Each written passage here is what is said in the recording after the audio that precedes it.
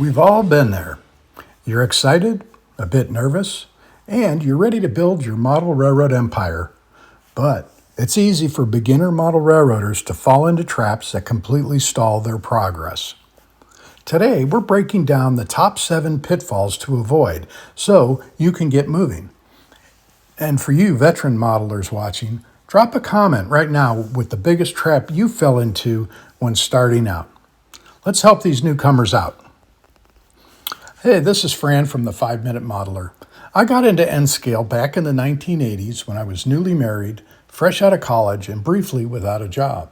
Space and money was tight, so I switched scales to N-scale. But that didn't keep me from starting out. I learned a lot from that very beginning and benefited from eating that elephant one bite at a time. Let's dive into the first pitfall. Waiting for someday. Don't wait for the perfect time, when the kids move out, when you retire, or when you finally get that massive basement.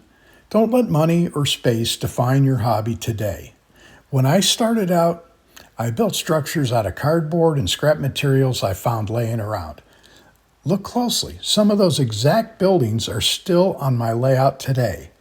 They aren't perfect, but they got me modeling, and they still serve their purpose. The next trap, planning too big. You may have just moved into a new house with a killer basement, and you want to fill it with an awesome layout. Well, stop right there. This can be the ultimate hobby killer because it quickly becomes overwhelming. Instead, start small, maybe build a 1x6 switching shelf. It gives you a manageable canvas to perfect your track laying, your scenery, and operations without you burning out. You might be able to build it into your ultimate layout at some point. Each step of progress is satisfying. The next pitfall, I'll call analysis paralysis. You can spend a lifetime looking for the perfect way to do something. You can watch YouTube videos on ballasting track, for example, for a week straight and never see the same method twice.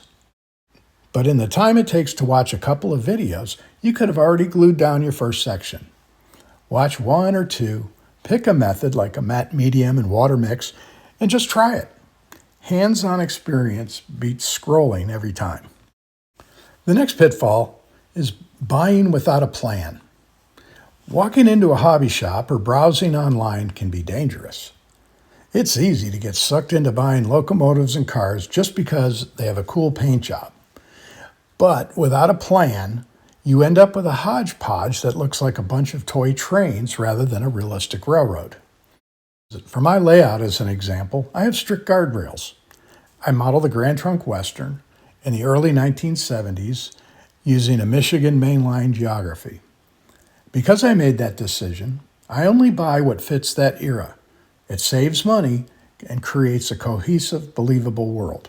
I can make exceptions where needed, but overall, I stick to these concepts. The next trap is the smartphone time suck.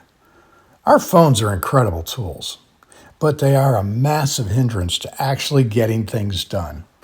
We get sucked into scrolling through beautiful layouts on Facebook or Instagram or right here on YouTube, and suddenly 2 hours are gone. But that's 2 hours you could have used to scratch build a structure or wire a module. Use social media for specific search references, then put the phone down, pick up your tools, and build. My 6th pitfall is scale indecision. I hear so many people say, what scale should I choose? It's a question that keeps beginners stuck in limbo. Well, here's the truth.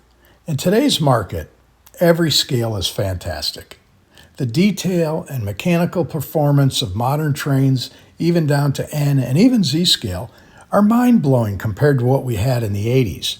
Pick the one that fits your space and your eyes and run with it. The final pitfall is becoming a lone wolf. Model railroading can feel like a solitary hobby, but being a lone wolf when you're starting out is a missed opportunity. Go to local train shows, check out a nearby club, or look into the NMRA. The camaraderie in this hobby is incredible. Yep, you'll run into a few curmudgeons along the way. I certainly have. But the vast majority of modelers are incredibly generous with their time and tips if you just ask. At the end of the day, this hobby is exactly what you make of it. By avoiding these traps, starting small, and making clear decisions, you'll build a rewarding lifetime hobby. Veterans, let's flood the comments. What advice or warning signs did I miss that will help a newcomer succeed? And thanks for watching, and we'll catch you all on the next 5-Minute Modeler.